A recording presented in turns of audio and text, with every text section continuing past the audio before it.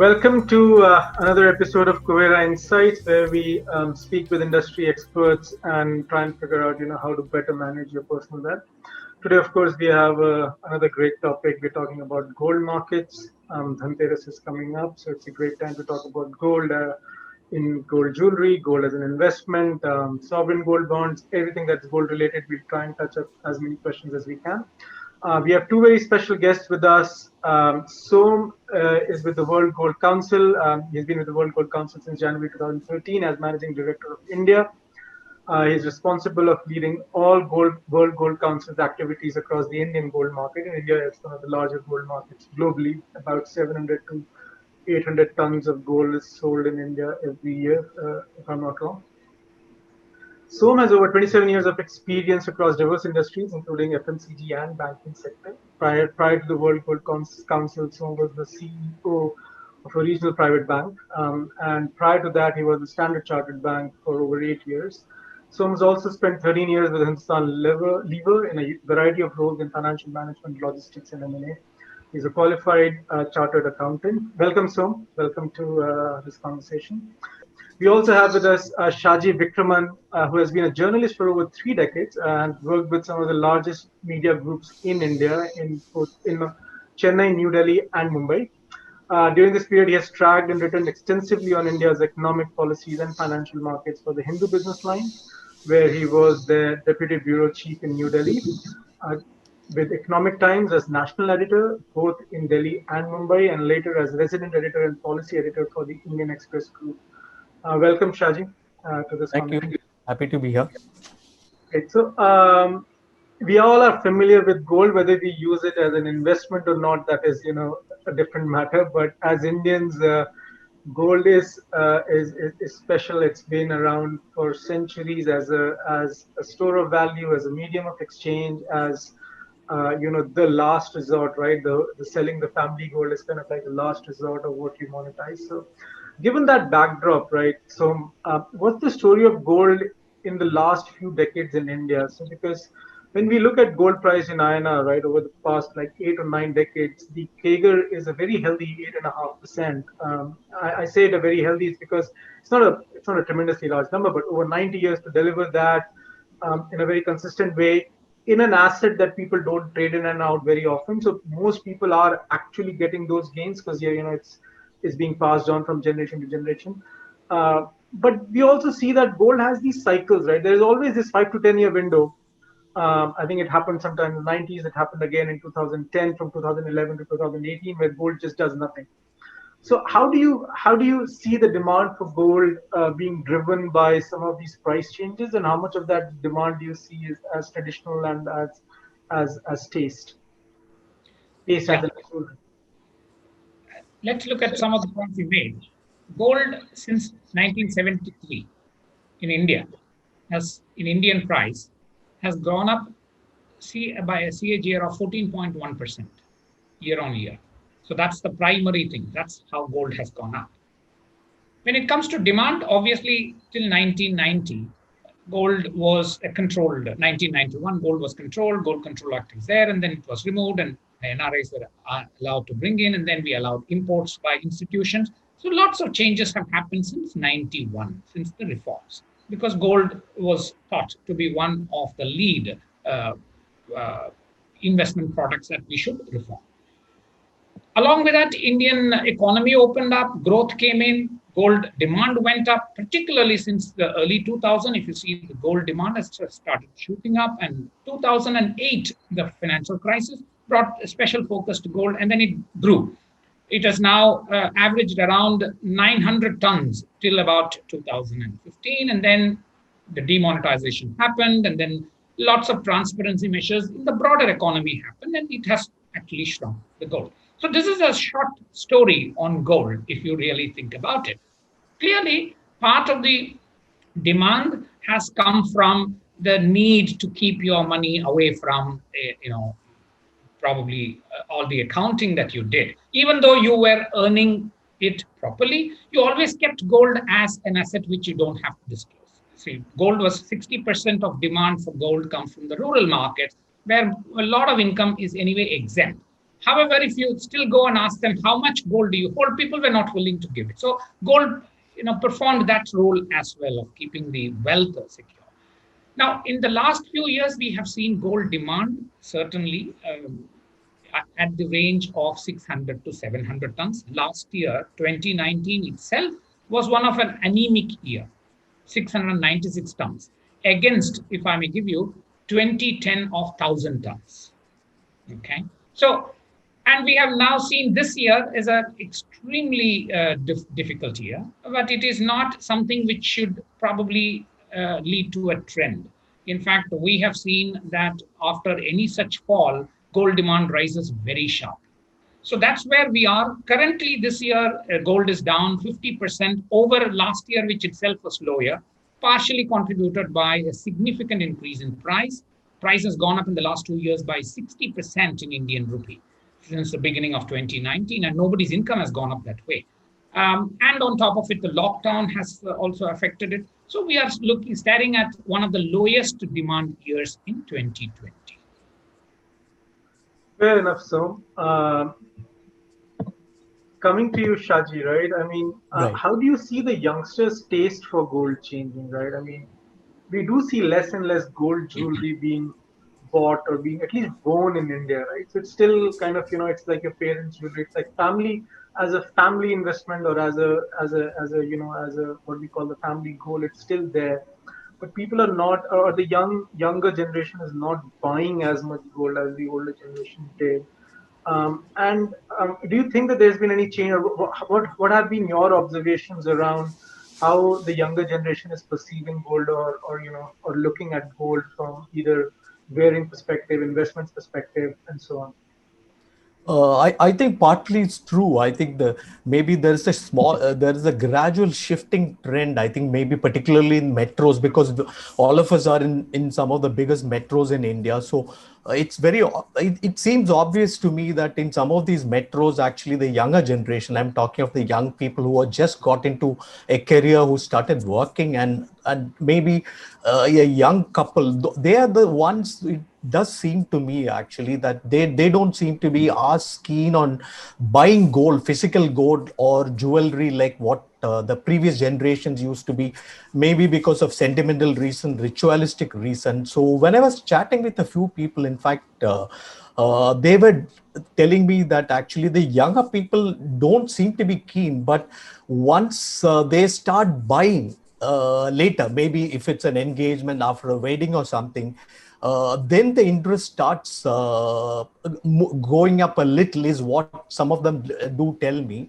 And rather than gold, I think young people fancy platinum and maybe other expensive, some of those expensive stuff. And maybe partly also, I feel the other reason could be that I don't know whether it's an interesting trend. I can see that for ETFs actually, gradually you see when what you call a little bit of financial literacy, the younger people who invest now, we have a large universe of mutual fund investors in India, particularly in the large metros, tier one towns and cities. So if you look at them, in fact, if you have a large universe of mutual fund investors, you gradually now have ETFs, actually 20 ETFs or so, and there you see some of them investing who maybe wouldn't want to take delivery or against it. Or then you have to me, the interesting part would also be a gradual rise of sovereign gold bonds. In fact, actually, you see now, last year they had, I think, if I'm not wrong, 10 tranches of that. This year we had quite a few, and I think gradually, I think we can see people getting into that, because in the sovereign gold bond, which the government of India offers, you don't get physical gold. So in that, which means that people are looking at it as an investment avenue, and maybe that'll gain pace over the next few years. Possibly it'll happen. And I know for a fact that about 4 years ago in Bombay, when I was living in Bombay, typically in families, they would want the Dhanteras, they would want a gold coin. In fact, actually, I mean, this goes across family. And I remember running at the last minute to one of my to my bank branch to get it, and I was pretty late. I was running around and I was very late. There's a holiday, a couple of holidays, so the bank manager said, "I'm sorry, but we can't do anything. There's no gold coin. But why don't you?" They sold out of all the gold coins. Sold out. So they said that Right. why don't you get into a sovereign gold bond, and this was 2016, if I recall, and when I went home, actually, I was blasted. Actually, that this is the first year that we never had a coin, and that here we are holding a piece of paper. There's nothing to show.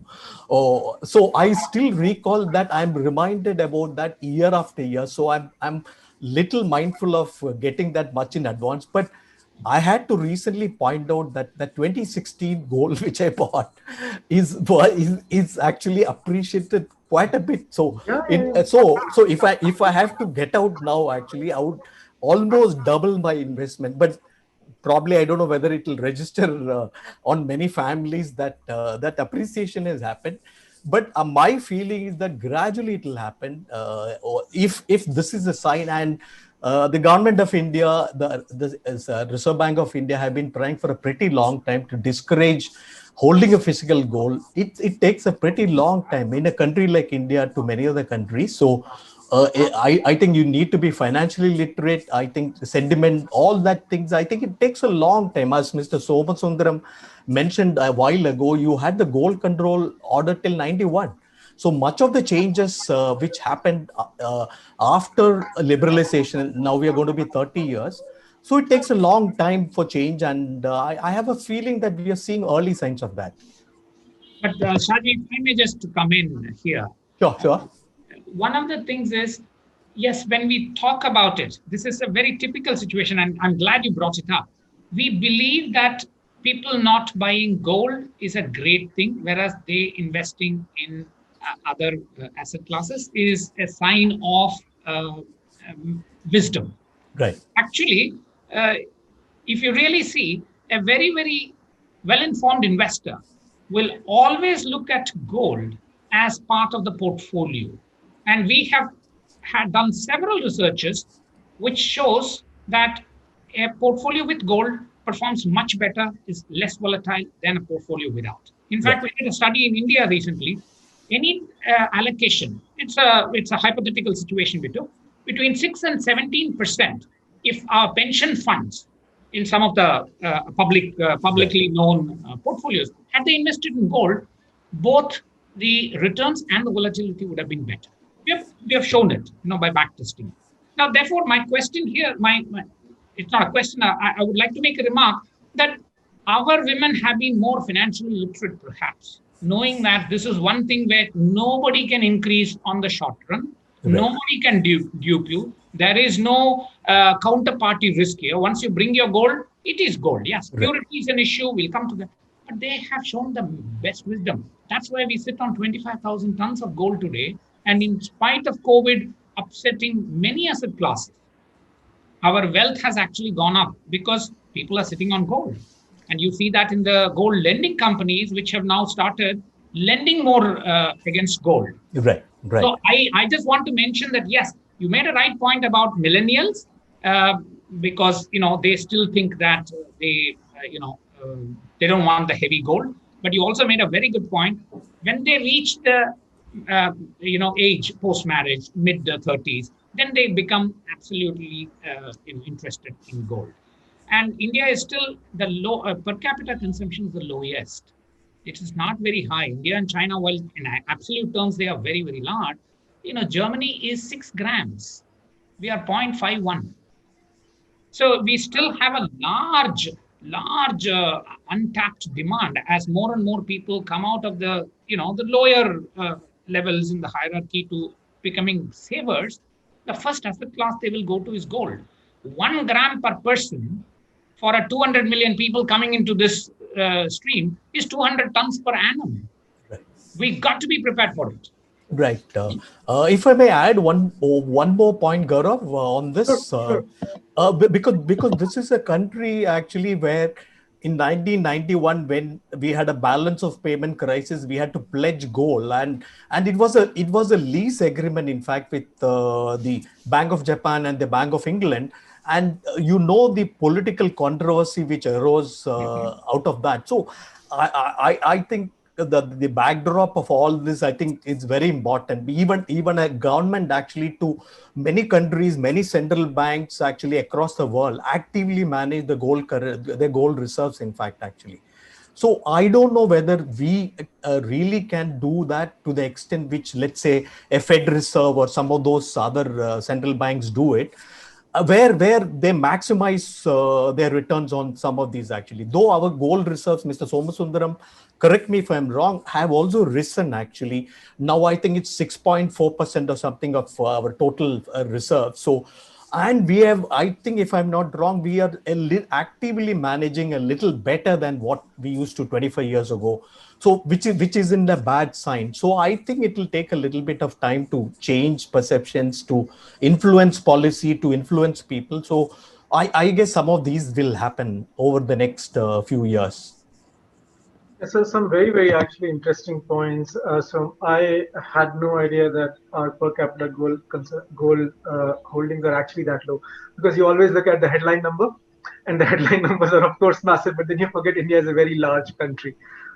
So Well, very that interesting, Gaurav. Sorry to interrupt. Very sure. interesting is US, Germany, all of which have seen financial crisis at some stage.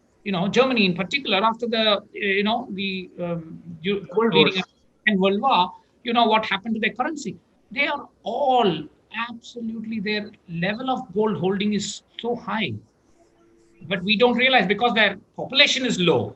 We think Yes. that okay, they are a small country, but they have more gold passion than we do. US has the maximum gold as reserves, as part of their reserves. 8,800 or something tons. India still has 670 tons. So, of course, in recent times, even RBI has started buying gold. But my limited point to what Shaji was saying is we must look at gold as an investment product. Yes, our women wear it. In fact, they have the best, India, China, the Asian community in particular, they have been the best investment managers. They knew how to use something, and when it is required, actually go back and make it into an asset. That is why we always go for 22 carat jewelry. We never look at 8 carat, 14 carat, designer jewelries as jewelry. For us, jewelry means 18 carat or 22 carat. 18 if it is, studded and all that stuff. Because we know that is what comes in handy for encashing in the event of a rainy day. So, Fair, fair enough. So just picking up on one point, I think we discussed this before, and I would like you to kind of put some more lights on this. You mentioned that some and this is something that captures a lot of headlines, that there are certain central banks that are selling their gold reserves, right? How do you see that? How do you perceive that? And what is the real message here? Instead of, because it's always reflected as, hey, central banks are selling gold, should you also sell gold? But I believe you have a slightly differentiated point of view. So, if you mind. yes, you see, central banks have been net buyers since 2010. Okay, Right. and there are, in fact, buying has been widespread. Although there were two big players in this, which was China and Russia, and both of them have in the last 1 year said that they are not going to buy anymore because they have just really increased their reserves by whatever they probably thought was good, and they are just giving it a pause. All right. But these 10 years, several central banks, including the Reserve Bank of India, as Shaji rightly mentioned, we pledged in 1991. And in 2010, we bought 200 tons from IMF. All right. That's when, Yeah. because that was a great feeling for the nation. Yeah. We are not only, we don't have to pledge anymore, we are buying gold. Now, of course, it's become a business as usual. RBI is buying almost every month, every quarter, little by little. And so we have seen even this quarter, RBI has bought gold. But when it comes to quarter three, after 10 years, we saw a net sale of 12 tons. It's actually not a sale for the reasons that central banks did not like gold. It is none of the reasons attributed to go there selling gold in the early 2000 when they thought that gold was not going to perform, and then they started buying, etc. In fact, there was even an agreement called Central Bank Gold Agreement, which restricted how much central banks can sell in Europe. Okay, so that we don't affect the price. Now, all that is gone now. Central banks became net buyers. And this quarter, what happened is some central banks, specifically because of various reasons, did sell. And two of them were very big, which was Turkey and Uzbekistan. Okay. But there were 6 central banks which bought, even this quarter, more than a ton. So it is not, it is an isolated case. It's not a trend. And the sale was essentially what gold is supposed to do. When you require liquidity, that's what you do. And particularly Turkey did not sell because they wanted cash or anything like that. Turkey, the bars and coins demand went up by 300%. So Turkish central bank is very active. Therefore, to promote liquidity in gold and not to upset that market, they probably sold a little bit of gold. Uzbekistan again sold 35 tons. Their total gold as a part of reserve is 56%. Okay, so these are not banks which say that, we are moving away from gold. They have used gold in the manner it is intended to be used. And that's an extremely important point. And in the aggregate, we saw that when buying was lower, because of COVID, buying definitely became lower, and the selling was quite opportunistic. You suddenly end up with a net figure, and there is no trend in this. We believe central bank will continue to be net buyers. So two other big points of discussion. So let's start with the first one, right? So ETFs definitely have seen a lot of inflow, and even Shaji was mentioning, and I try to pull out some data. So globally, I think 2012, 2013 is where ETF gold holding peaked. It was about 80 million troy ounces. Stayed under that throughout till the pandemic happened, and now it's gone to close to 115. So in 2020, it crossed its previous high of 80 million troy ounces, and now it's gone to about 115 million troy ounces, right? So digital people are buying digital gold and promise of paper gold returns. So in your opinion, so what are some of the advantages and disadvantages of owning gold ETFs or gold mutual funds? Okay, Shaji, I will take this, and then sure. See, ETFs, you're absolutely right. This we have seen the maximum inflows. These 3 quarters in this calendar year, Europe and US, we have seen 1,003 tons of inflows, highest ever. This quarter itself was 5% higher. Clearly, investors are looking at gold because there is negative interest rate, there is COVID, uncertainty, US elections, Brexit, various geopolitical, and of course the interest rate, the opportunity cost, which is now almost negative. Therefore, you saw investors clearly move to gold as a safe haven, which is what gold does. But even in India, China, we saw India, there was an inflow of 5 tons. China, there were, I think, 4 new ETFs who have come in. 13 tons was the inflow. So even Asia saw one of the biggest, ETF inflows. So across the globe, bars and coins and ETFs have been very good. Have seen extraordinary inflows this quarter, as you expect.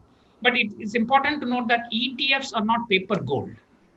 You see, the distinction between paper gold and physical gold is ETFs are physically backed by gold. Yeah. Sovereign gold bond is a paper gold because it's a promise to pay you money. In ETF, it's not a promise. The gold is allocated and kept separately, and it is kept.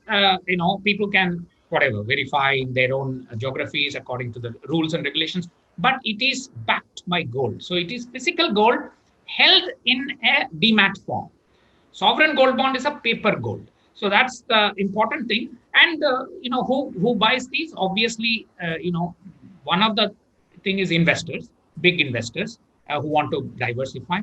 The second thing is in India and all that you saw that there was COVID, logistical issues were there in accessing gold. Therefore, you saw many people also really moved into ETFs, and better than ETF, they also moved into sovereign gold bond. That's why you saw sovereign gold bond at 48 tons now. I mean, the last 7 issues have seen extraordinary inflows because people were at home. They want to take a position on gold, but there is no shop. So what do? But you buy sovereign gold bond. And this quarter, they bought a lot of bars and coins because it is easier. For the same money, you get more gold in a bar or a coin than in a jewelry because the labor charge is higher. So these factors do tend to come in, but ETF will be a growth story even in Asia as we go along. But it will not be at the expense of jewelry. It will be alongside jewelry. It will up the demand. Fair enough. Fair enough. So Yeah. you think it's additive?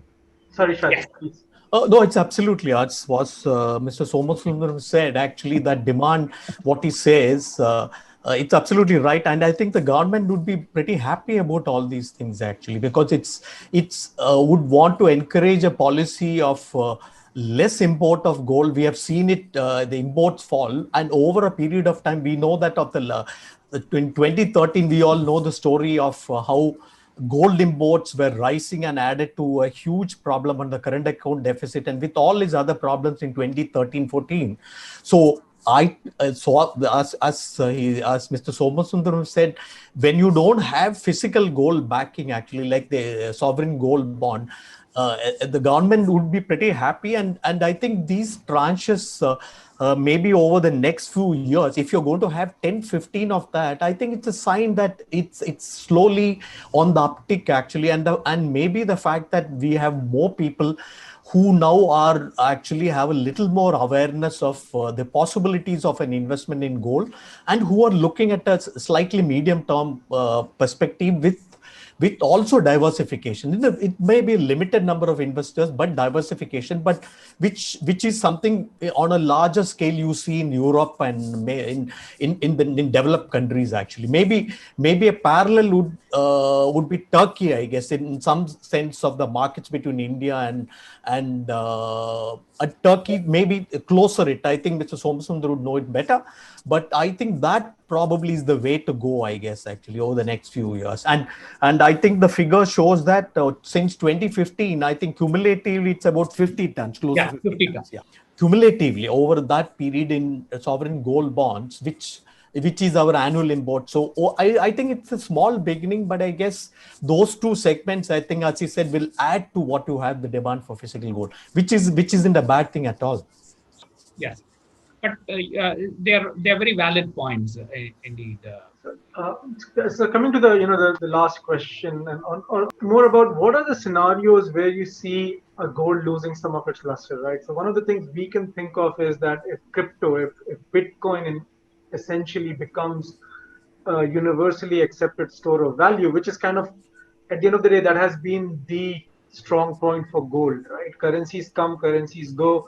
Gold is always there. Gold is always valued globally, right? So if first of all, what do you how do you guys think about this? Do you think that at least today is that even a real threat?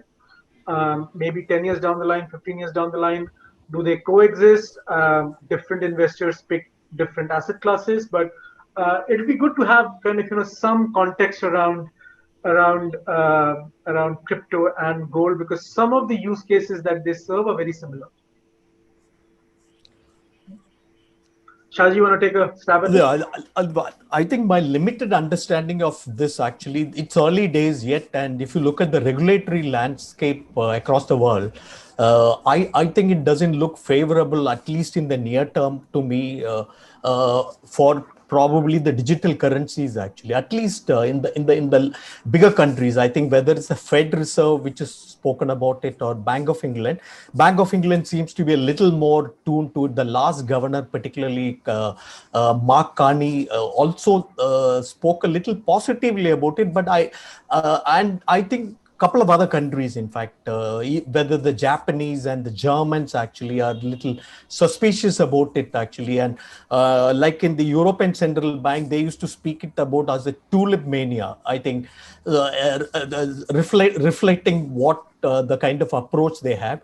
I think China seems to be probably the only one which has sounded a little encouraging about this emergence of this, actually, because of the e-payment system.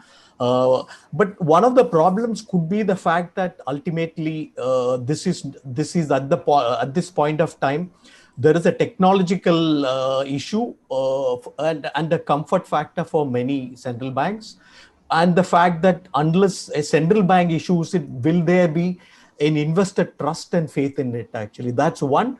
The technology, the understanding by investors, those would be factors. I think those will take quite a long time, I guess. And as long as there's turbulence, there is obviously gold demand is always high also when there is turbulence, as we all know, and there is conflict. But the other issue could be, maybe even if it gains acceptability down the line medium term, I have a feeling that India may be much later. I think the intrinsic inherent suspicion about some of these things will hold it back. And I think the early days, there's a committee, I think, of the Central Bank of Indian Central Bank, and and my understanding is that they have actually already expressed apprehensions about the possibility of it being used for money laundering and smuggling. So I think it's a little way off, at least in our geography. So maybe we'll have to wait for much longer for this. In fact, at this point of time, this is my limited understanding. So, yeah, I'm not. There is no comparison between crypto and gold. Gold is a reality. Crypto is again still a promise. You don't even know who has issued crypto. There are many things that you lose your password, you lose your money. So, and also look at it. It still requires a lot of knowledge. I mean, our own market penetration. When I say market, capital markets, it's probably what, 8%.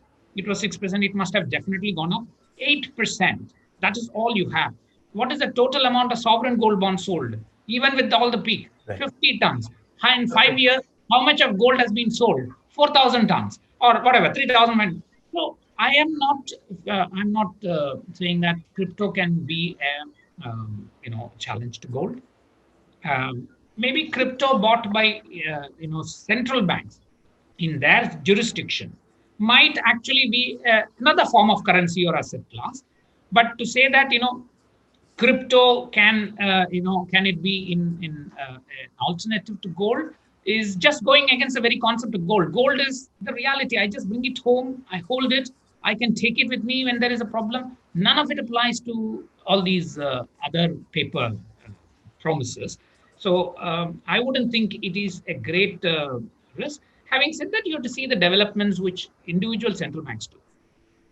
fair enough. Fair enough. I mean, at the end of the day, I think even the crypto market is now kind of coming to the conclusion that you cannot survive outside the monetary system, which it was built to challenge. But eventually, everyone realized, no, you need the blessings of central bank. But once you get the blessing of central bank, then you lose all the unique characteristics of people not being able to trace you, so on and so forth. So no, it's a very good points again. So I think fantastic. Yeah, I mean, I think for me the big takeaways definitely are we are 0.5 grams. I mean, I just can't get over that piece of data. I never looked at it as gold consumption from a per capita basis, and kind of shows you how much we still have to go, regardless of being one of the larger consumers of gold.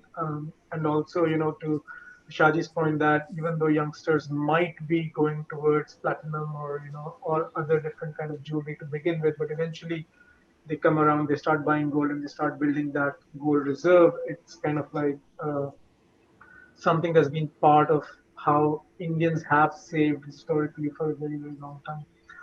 So thank you so much, Som. Thank you so much, Shaji, for joining us. It has been fantastic. Have a very, very good day.